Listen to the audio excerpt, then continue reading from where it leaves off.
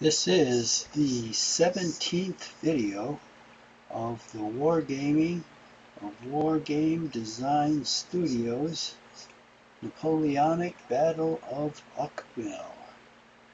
This is the second series, and in this one I'm playing the Austrians and the game's artificial intelligence is playing the French. It is April 19th, 1809, 6 p.m., turn 49 out of 360 turns. There's heavy rain falling, which means mud, and that means increased cost for movement and no musketry firing.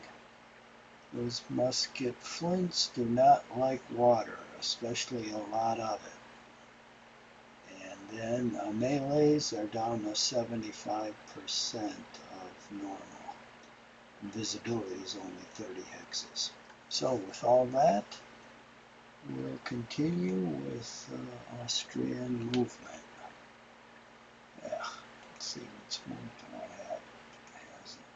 Let's get rid of those yellow boxes. Okay, these guys are still standing fast. These guys moved. These guys moved. Yeah, this J map is great. These guys moved.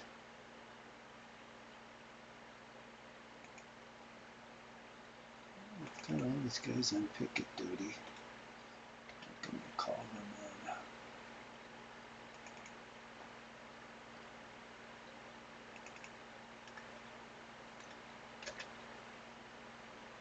Okay. These guys moved. Ah, looks like the main army's moved.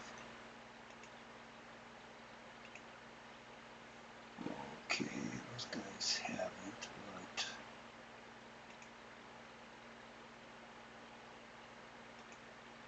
yeah. Well, these guys moved. That's good.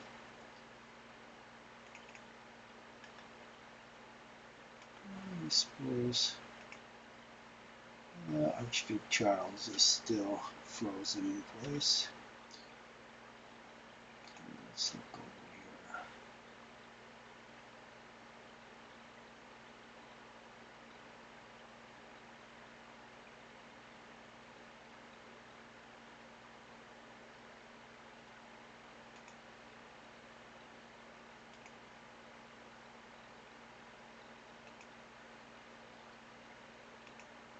These guys have moved.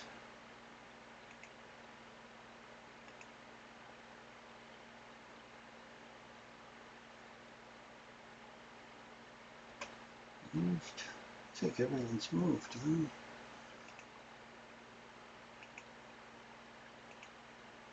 Yep, those guys.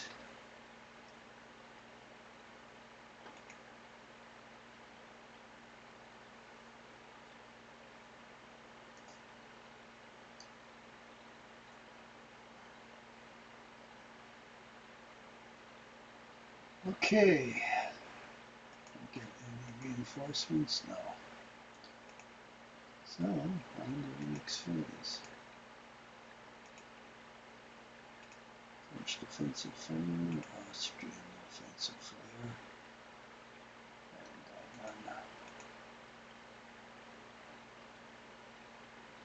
Austrian railway.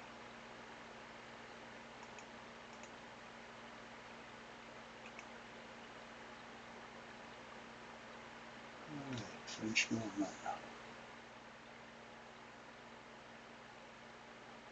Yeah.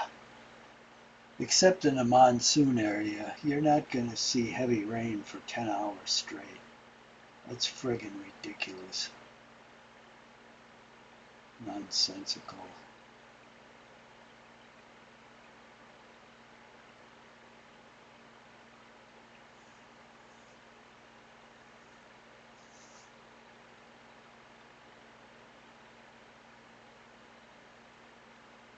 Oh no, I'm gonna have to back up.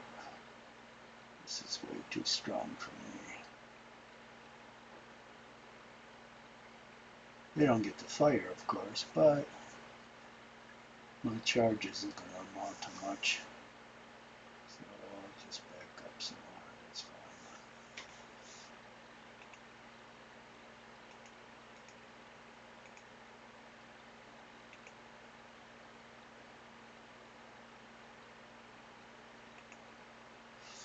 Freaking heavy rain.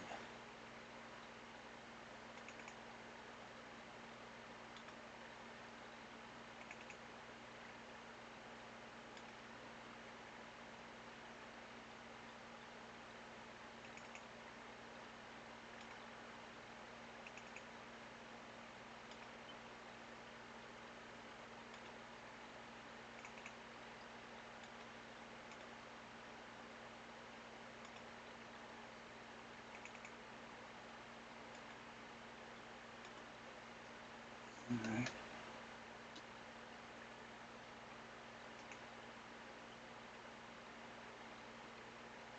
For what it's worth, we'll put all these guys back in the line.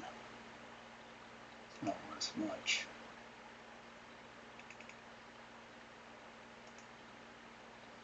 Oh, failed and became routed. Oh, friggin' cowards. Oh, that's nice.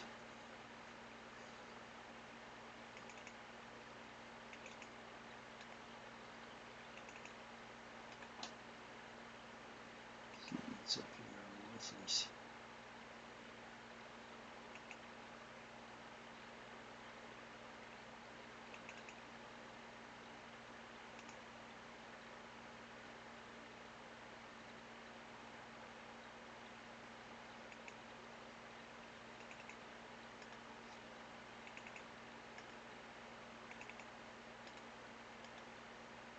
Well, let's see. As I recalled, during Alexander the Great's time, they could reduce walls and affect breaches. Now it's what?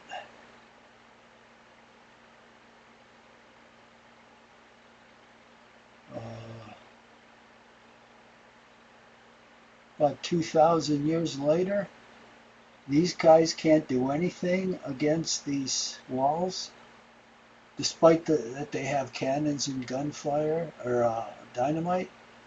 They can't do anything. Whereas Alexander the Great, he could knock them down. That's what happens when you let a janitor write the rules. Friggin' moron.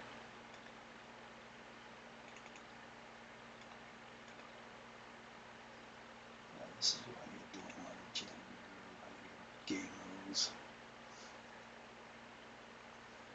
This is what you get. Somebody that doesn't know anything about history. Doesn't have any common sense either.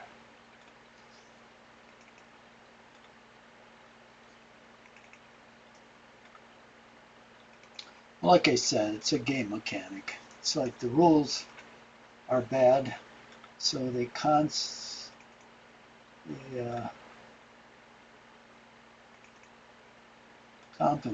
for the weak rules by just putting in fudge factors to make things appear to come out okay, so they don't look so stupid.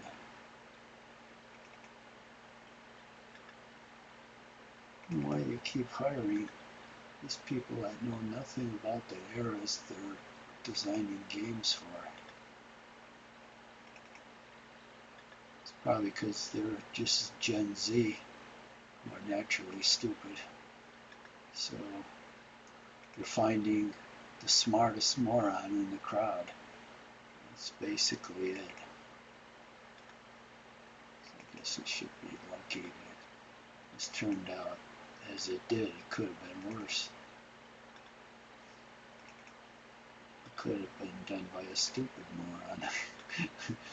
What you mean, somebody in Congress? Freaking idiots.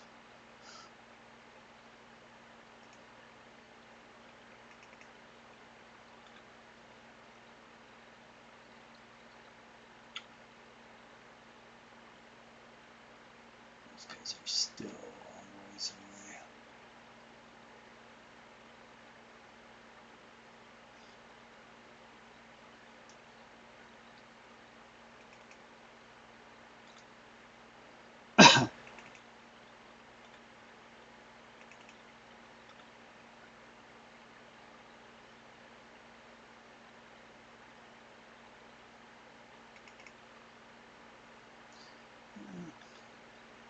I imagine it'll probably keep raining through this next day, all night, and throughout the day.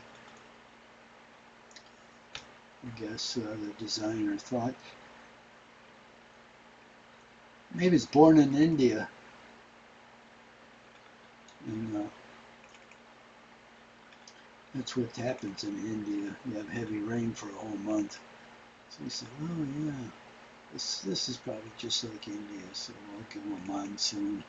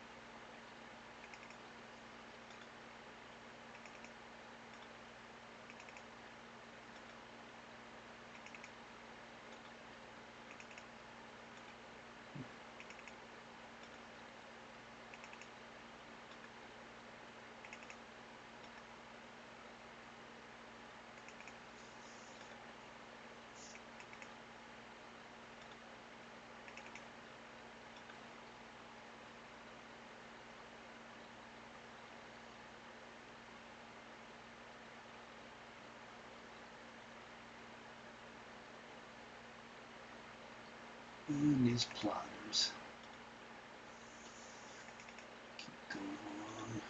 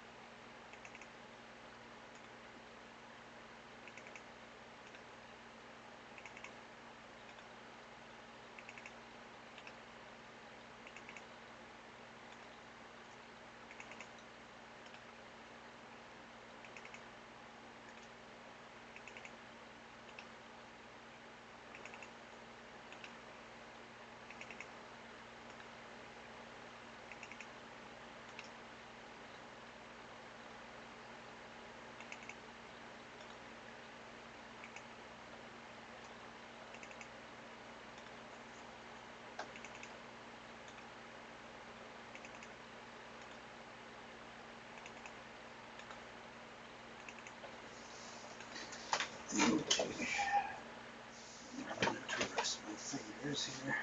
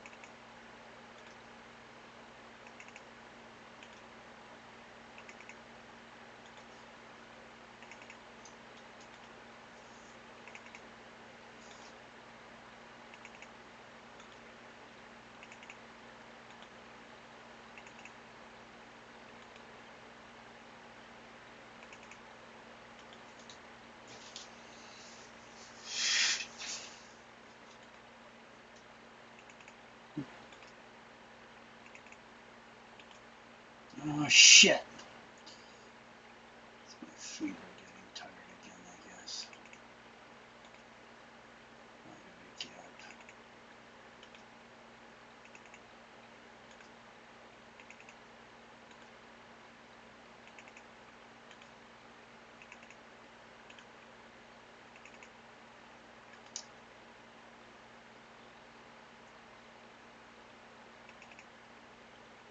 So this was caused by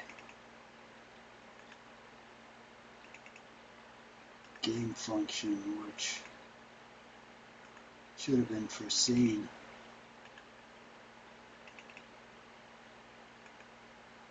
To move these units, you have to double left click the mouse, and then it highlights the unit, and then you right click the mouse. So your finger has to move over the mouse wheel, and the mouse wheel is a zoom wheel, and that's okay, but it's your finger moving over it will change the zoom and then move the unit accidentally, because you're right clicking. When the zoom changes, it'll throw your unit out of column. And I've played games where you can set how you want the mouse to work. This game doesn't have that, but the simple solution is you have the mouse do everything with left clicks, so you don't have to pass your finger over the mouse wheel. Now, had they play tested these games, which they never do now, and that would have become evident. But they don't even have people that can really design games. Like I said, it's just the janitor doing it. They'll just say, oh, you got some time after cleaning the toilet, so go write some rules for this game.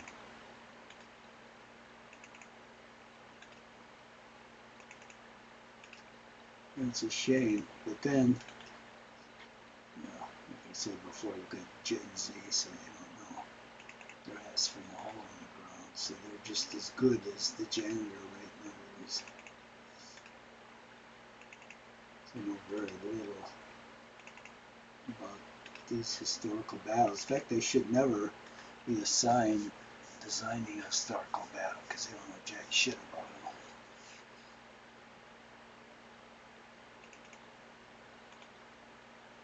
So just deal with fantasy games.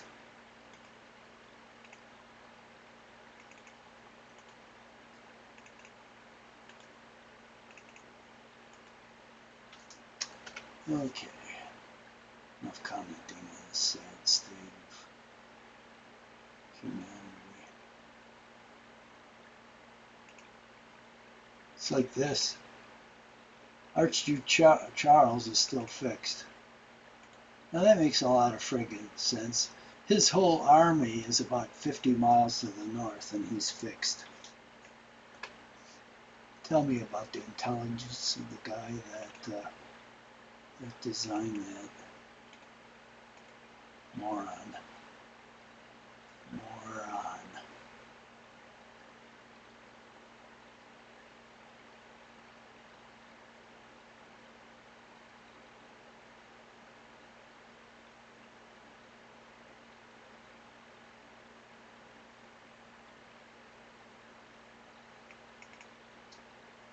No, let's move him up here. Keep an eye on these guys at least.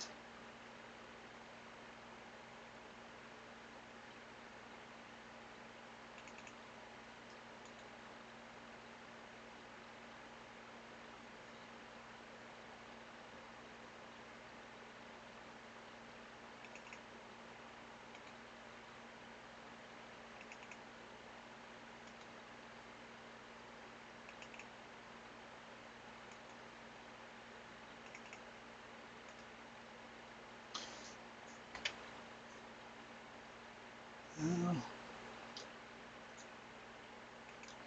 for what it's worth, I guess these guys can move.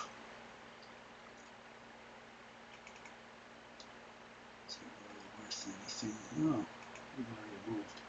Isn't really worth anything that I can see. We can move these guys.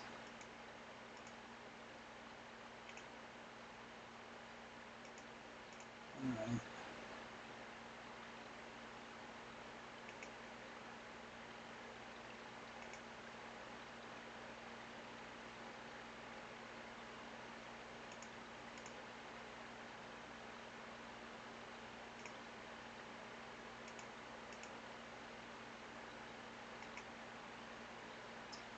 Oops, still got heavy rain.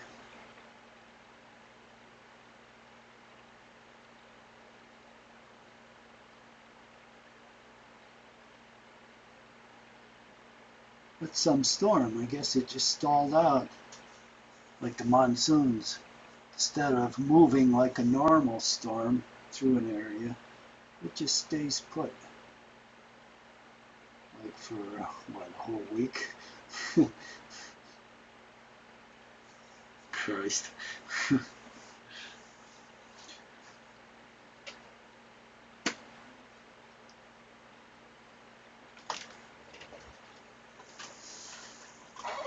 Okay, these guys are giving chase.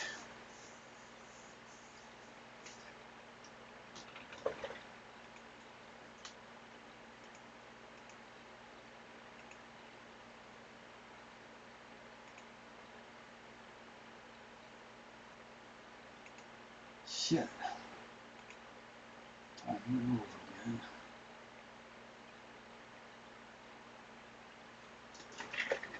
Ah, shoot.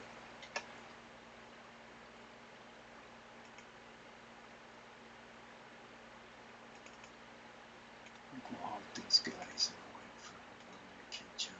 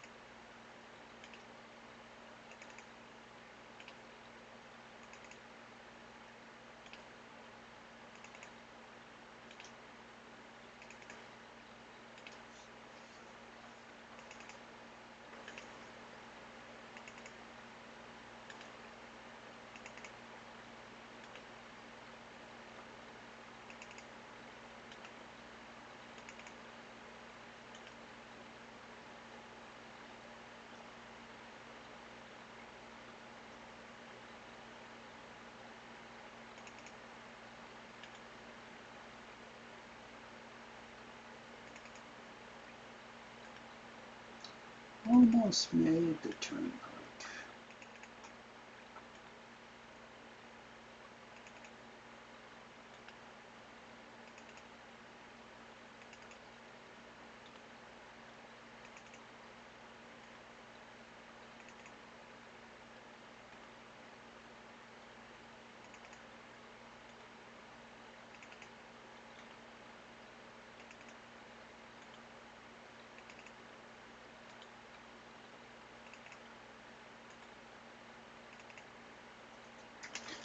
Alright. Fingers getting numb.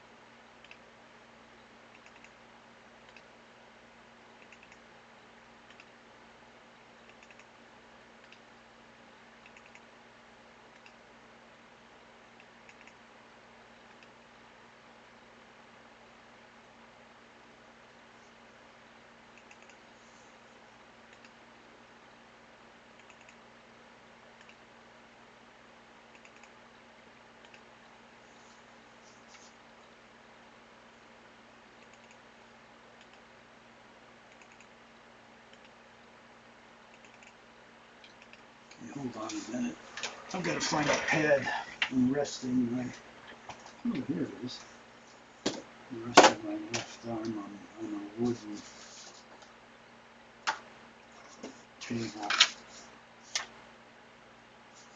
It's getting kind of sore. Not sore, but it's much better.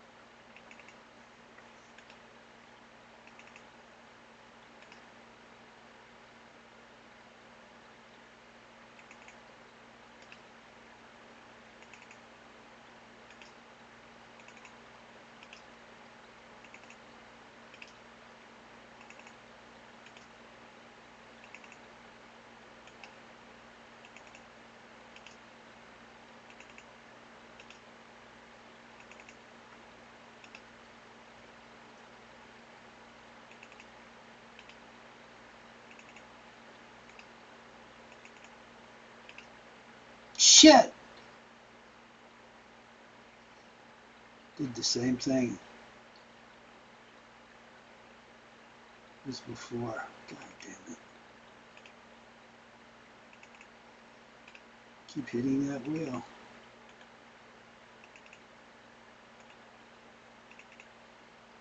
Why me? Why me?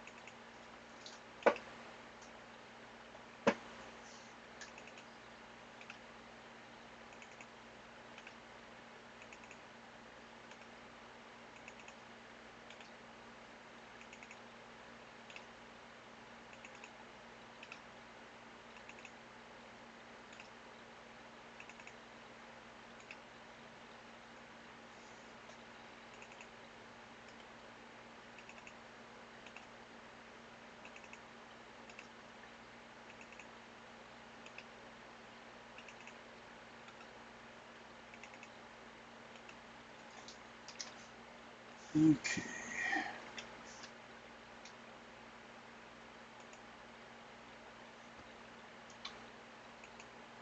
Street Charles still fixed. Yeah,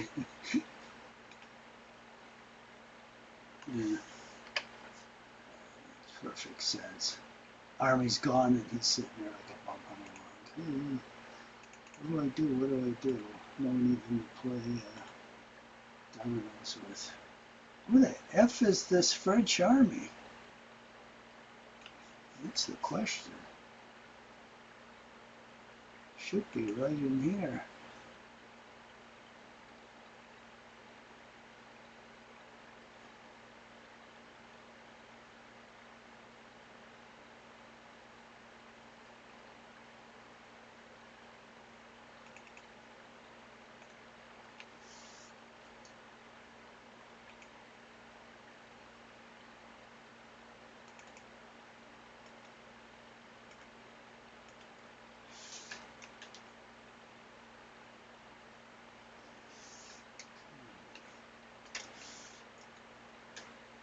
Where's you hiding? Frog legs.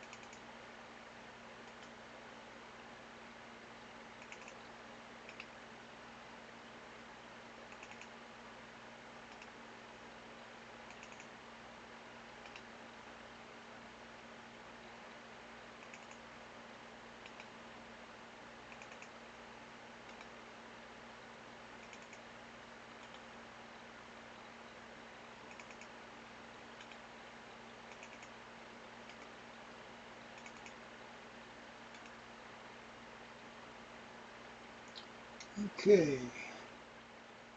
Reinforcements? No.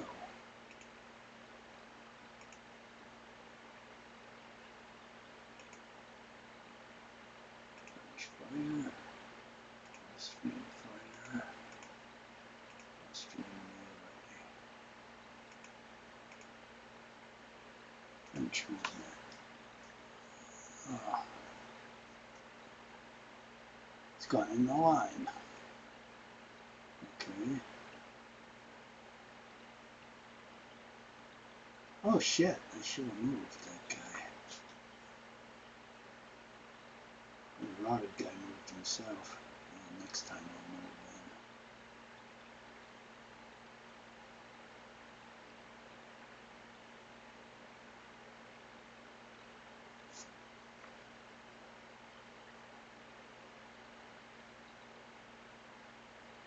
in. Okay, he's slowly creeping up on the cavalry.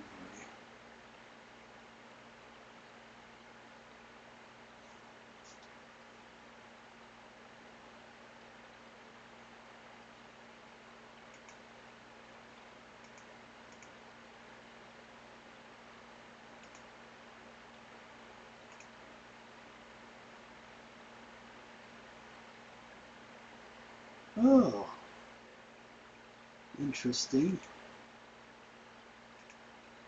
He attacked me, meleeed me.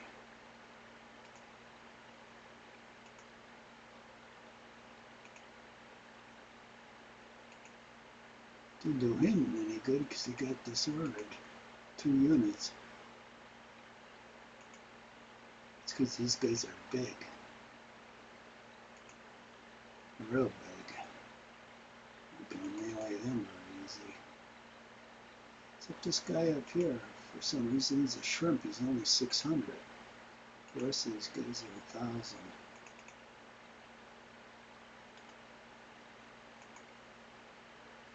So I guess I should replace him. There we go. Big guy right here.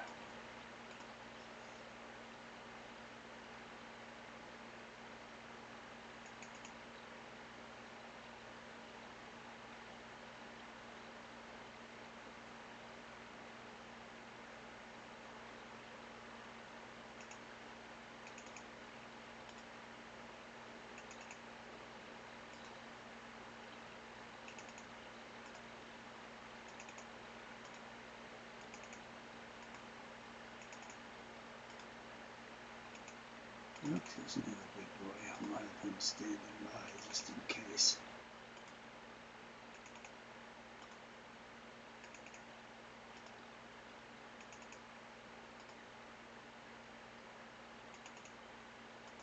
Now, another thing, he meleeed when he was in line. You're a lot stronger if you're in column if you're going to melee. So he had a double strike against him. Not only was he trying to melee somebody huge, but he was weakened with the formation he chose.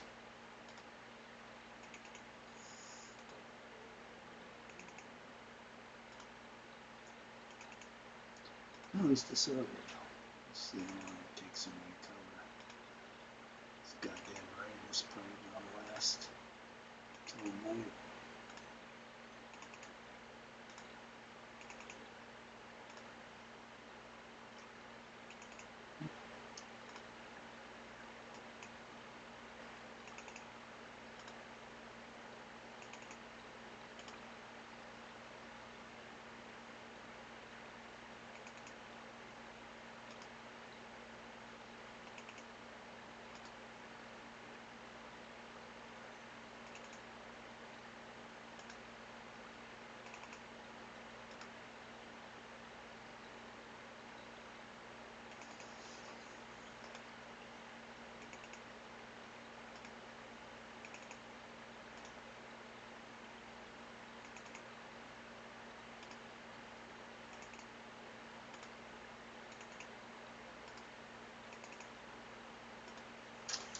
Now, I think I'll move these guys. Oop.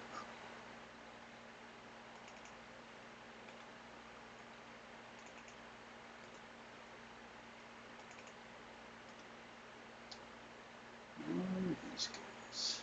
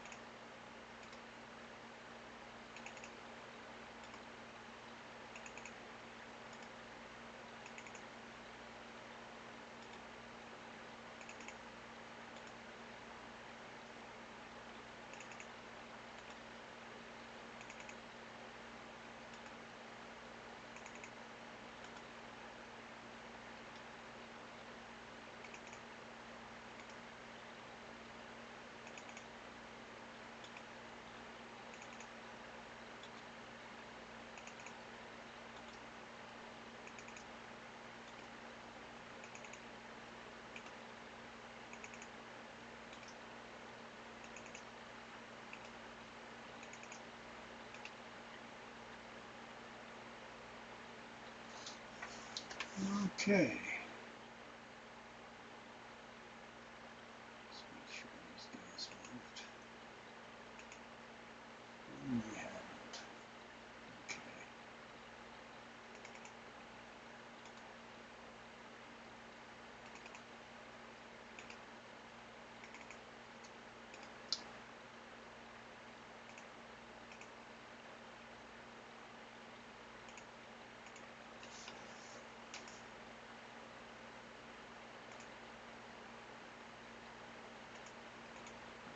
Firing in melee turns.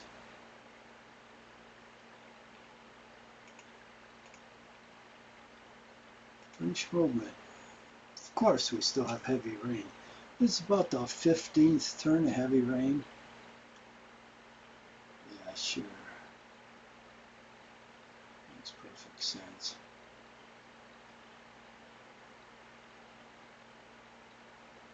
Let's see, clouds just stuck in one place. What the hell is going on here? Never seen this before.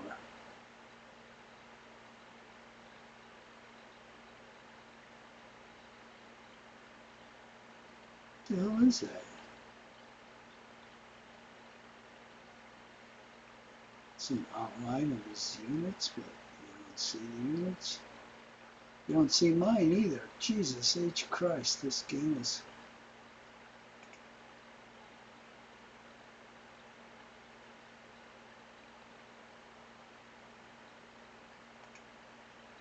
I better save this, maybe it's going down. Yeah, that's screwy. I can't even see my own friggin' units.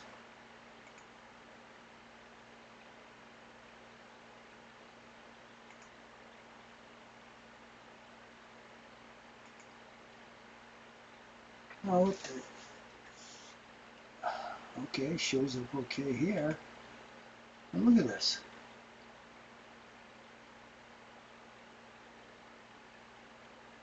Did units get turned off?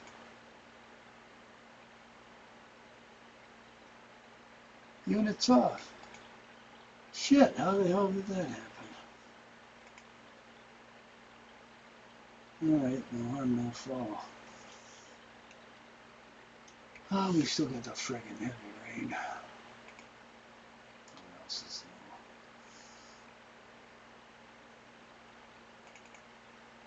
new? Okay, this guy will go in line.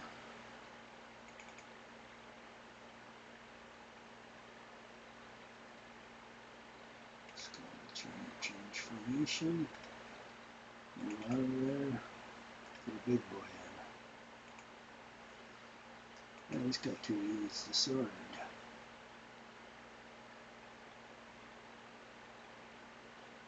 That's interesting.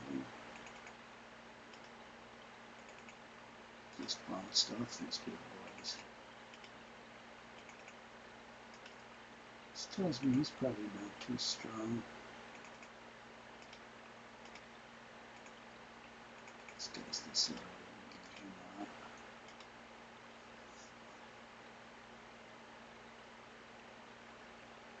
Who the hell's our leaders? Okay.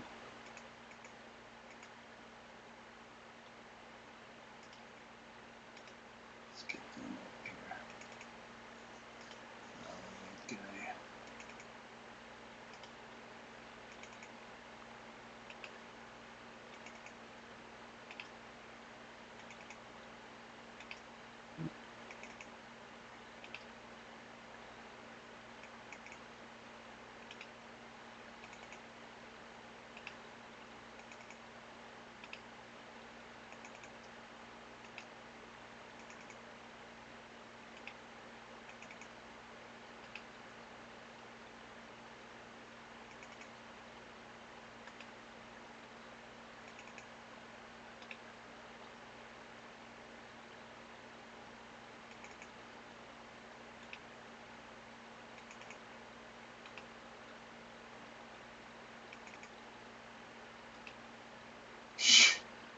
Hit the wheel again. Jesus. Keep trying not to hit it, but it always gets hit. That's what happens when your finger crosses over the wheel and your finger is tired from clicking 10 zillion times to move all these units. Alright, that's done.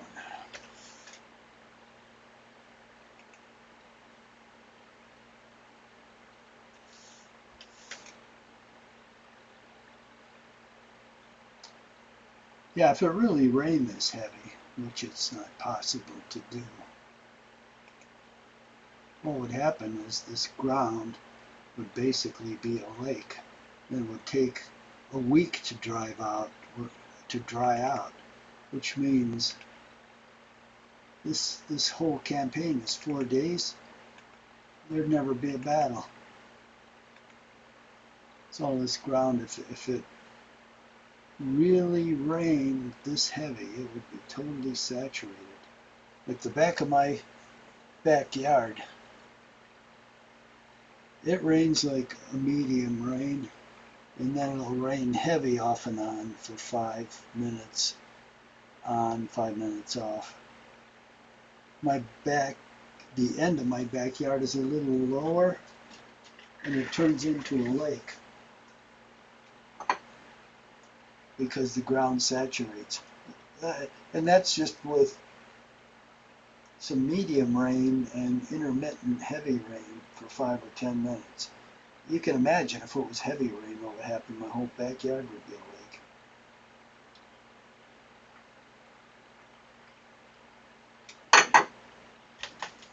Oh well.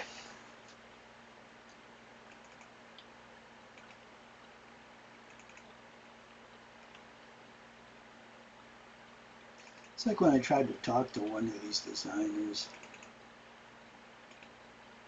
I think it was a guy that Sosa, guy that designed Warplan Pacific, and I played it and I knew right away the game was off.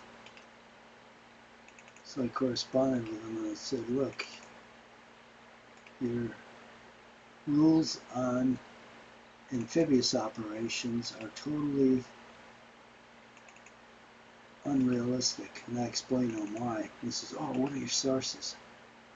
So then I went up and sourced everything, and it was the Department of the Navy with their studies after World War II. So he could hardly refute it, and he didn't.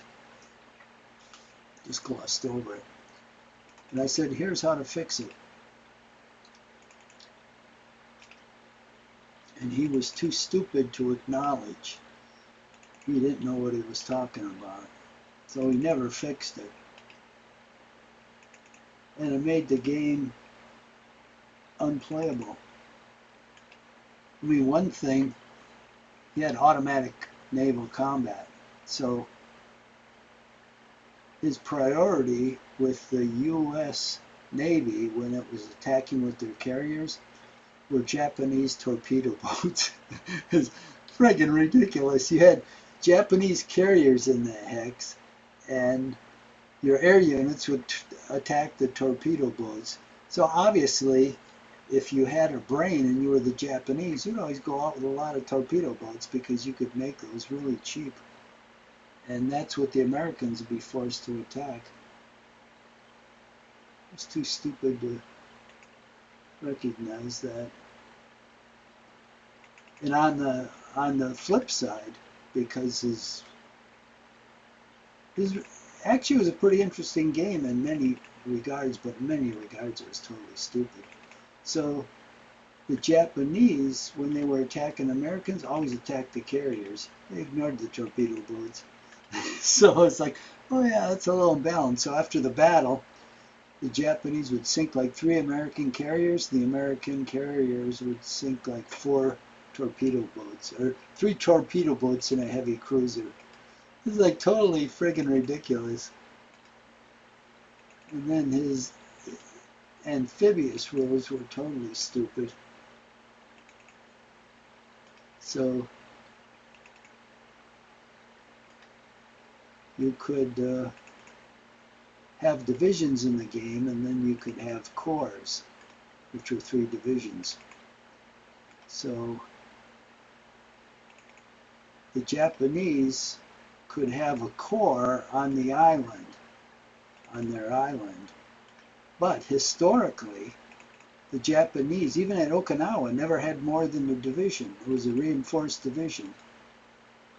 And you can do reinforced divisions, so that's all they should have been allowed on an island, but they had a corps. 3 divisions. So the Americans had divisions and corps except for their Marines.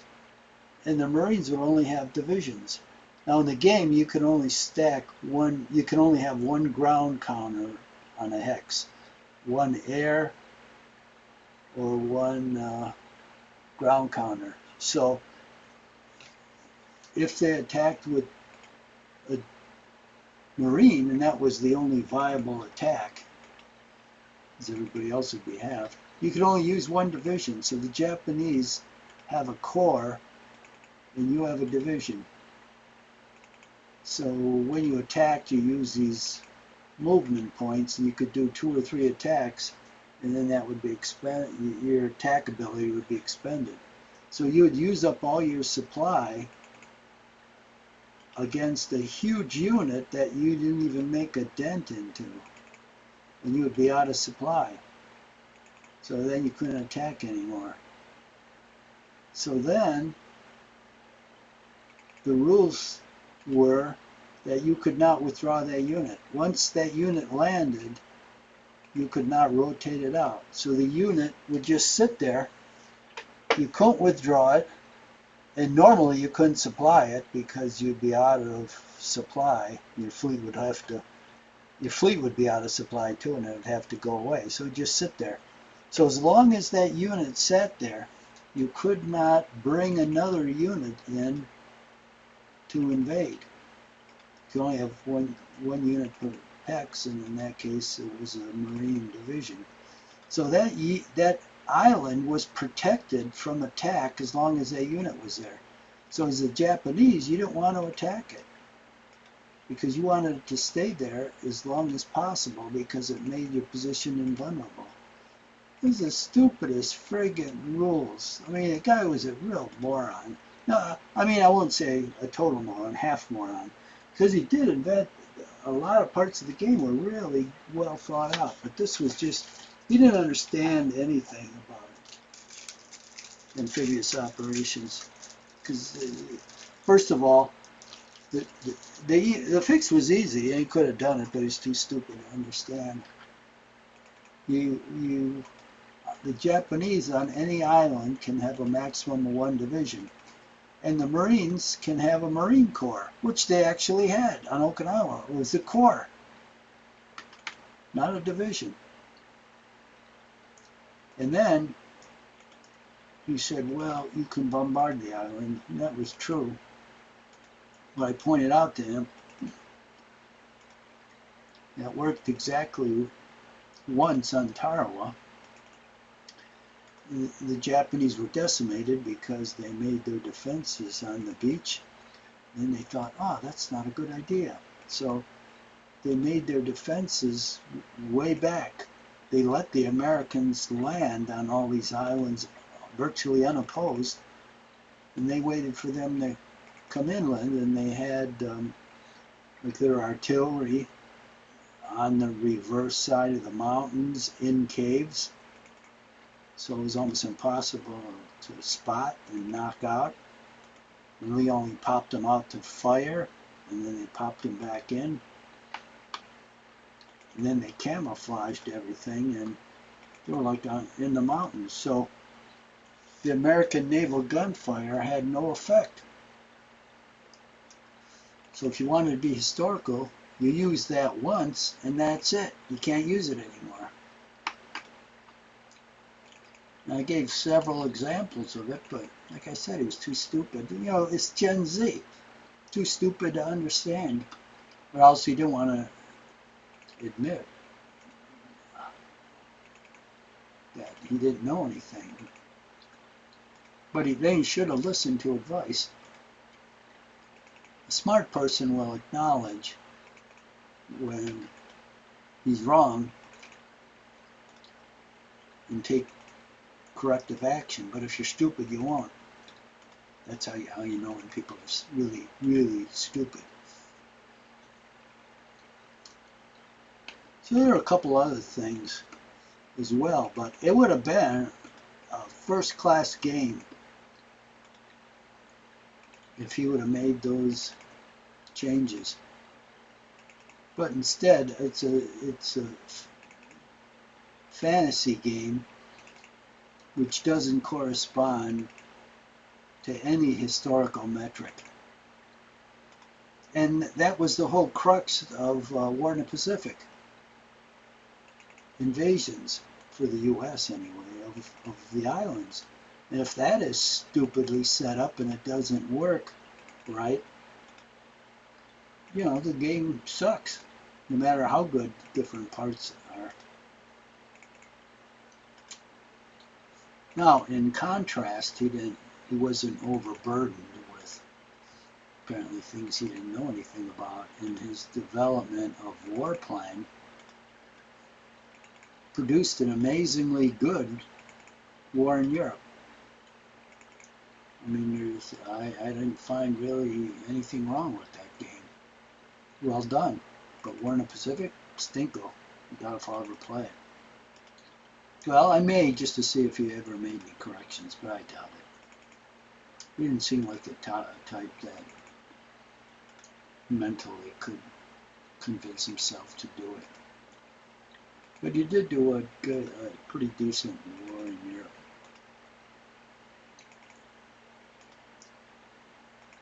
I wish somebody would do a redo of SPI's War in Europe. That was actually a very fun and very good game. And they did make an online version of it, but it was an early online version like the 70s, and it really didn't work at all. Because AI was pretty bad in those days. For instance,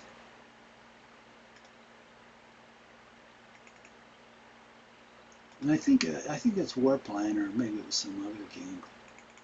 But when you clicked on a unit, it would show you all the hexes it could move in. And that was really handy. And that was well done. But in the SPI's AI, it would show you all the hexes on the map. And literally, you could move anywhere on the map. You could move like 50 hexes. It was totally ridiculous, you know, because the AI apparently couldn't limit your movement to what you were allowed. So it offered you the ability to move anywhere. And you could move over, and you could jump right over them. It's so stupid. So you could move right through an enemy line like you're a ghost. So, I mean, the AI was really bad in those days. But nowadays, that would be an excellent game.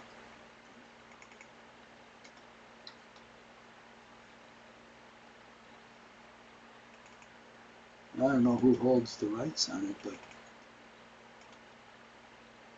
because I think TSS picked it up when the SPI went under. And I think they're the one that made the digital game out of it. So it was just a board game under SPI. That was the most fun, one of the most fun games I ever played.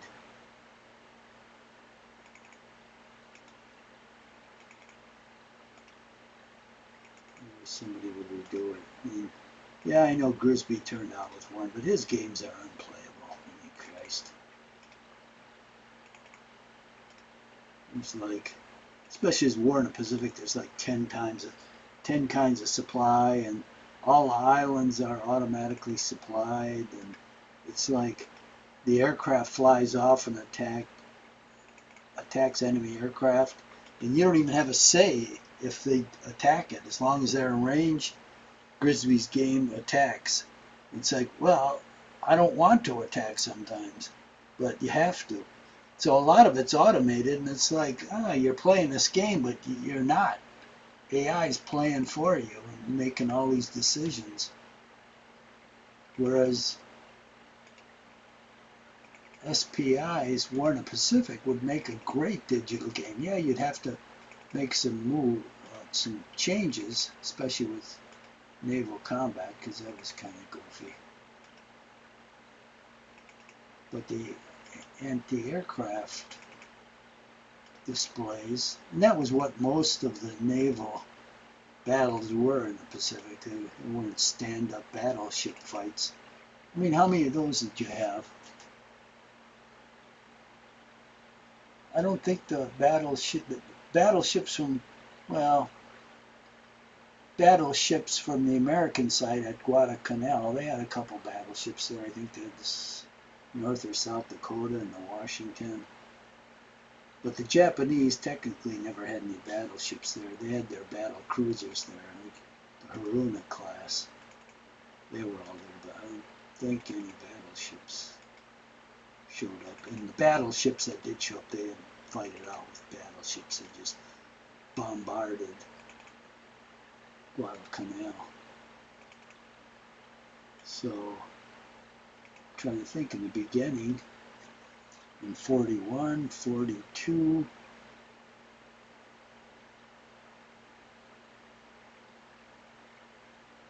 the only battleship fight,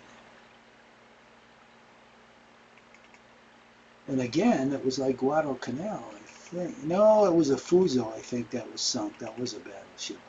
So in Sarajevo Strait, in Leyte Gulf, I think the battleships, a couple of them did slug it out. Like all of the Americans concentrated on this line of Japanese battleships, and they did sink one or two. But I'm trying to think, I can't think of any battleship fight.